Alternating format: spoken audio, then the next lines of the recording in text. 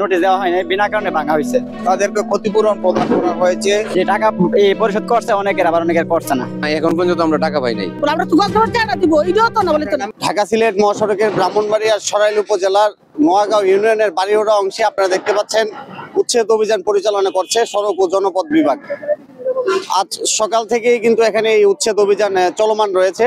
আপনারা দেখতে পাচ্ছেন যে সড়ক ও জনপথের আজকের এই অভিযানে কিন্তু এখানে বসতঘর এবং বিভিন্ন ব্যবসা প্রতিষ্ঠান, তাছাড়াও আমরা দেখতে পেয়েছি যে একটি মাজার কিন্তু এখান থেকে উচ্ছেদ করা হয়েছে। আমরা যতটুকু জানতে পেরেছি যে এই জায়গার দাম ইতিমধ্যেই কিন্তু গ্রাহক যারা রয়েছেন তারা পেয়ে গেছেন, তবে বারবার তাদেরকে অবগত করা হলেও এবং বারবার নির্দেশ প্রদান করা হলেও তারা এই জায়গাটি থেকে সরে না যাওয়ায় কিন্তু আজকে সড়ক ও জনপথের এই উচ্ছেদ অভিযান। জনপথ অধিদপ্তরের ঢাকা সিলেট গোল্ডেন প্রজেক্টের আওতায় ব্রাহ্মণবাড়িয়ার সরাইল এবং বিজয়নগর উপজেলায় হাইওয়ের পাশে যে জায়গাগুলো আমাদের অধিগ্রহণকৃত জায়গা, জেলা প্রশাসন থেকে সড়ক বিভাগকে দখল সমঝিয়ে দেওয়া হয়েছে এবং যাদের কাছ থেকে জায়গাগুলো অধিগ্রহণ করা হয়েছে তাদেরকে ক্ষতিপূরণ প্রদান করা হয়েছে বা ক্ষতিপূরণ প্রদানটা প্রক্রিয়াধীন আছে। সেই বিল্ডিংগুলো আমরা কাজের স্বার্থে, যেখানে যে অবৈধ স্থাপনায় আমাদের চোখে এখন অবৈধ, সেই অবৈধ স্থাপনাগুলো আমরা আজকে উচ্ছেদ করছি।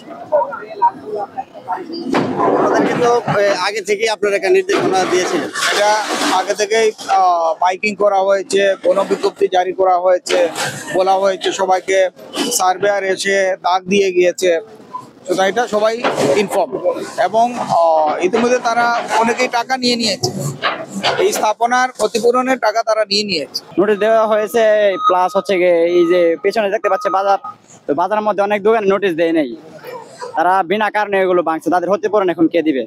এর জন্য দায়ী কে? দোকানদার আগে থেকে নোটিশ পায় নাই? নোটিশ পাইছে তো, নোটিশ পাইছে, টাকাও পাইছে, কিন্তু অনেক দোকানে আছে যেটার মধ্যে নোটিশ দেওয়া হয়নি, বিনা কারণে ভাঙা হয়েছে। মাত্র 30% টাকায় জমির মালিক হয়ে নতুন বাংলাদেশের গড়ে তোলার স্বপ্ন দেখা বাংলা বসতি।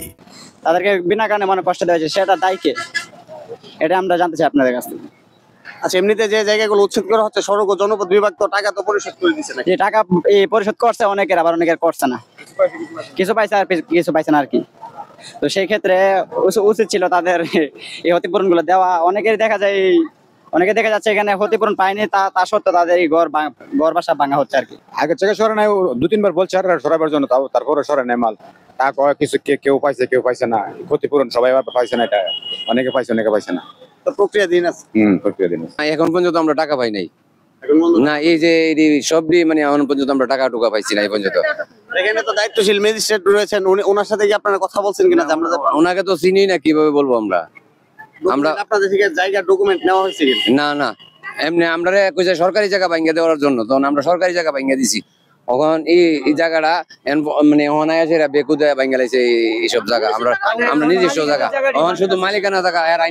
আজকে থেকে 15 দিন আগে একটা দাগ দিছে, দিয়াছেরা এই আমার এই ঘরটা পড়ছিল না, যে বেলা প্রথম হেরা নাপ দিছিল, কইছে এই ঘর পড়তো না।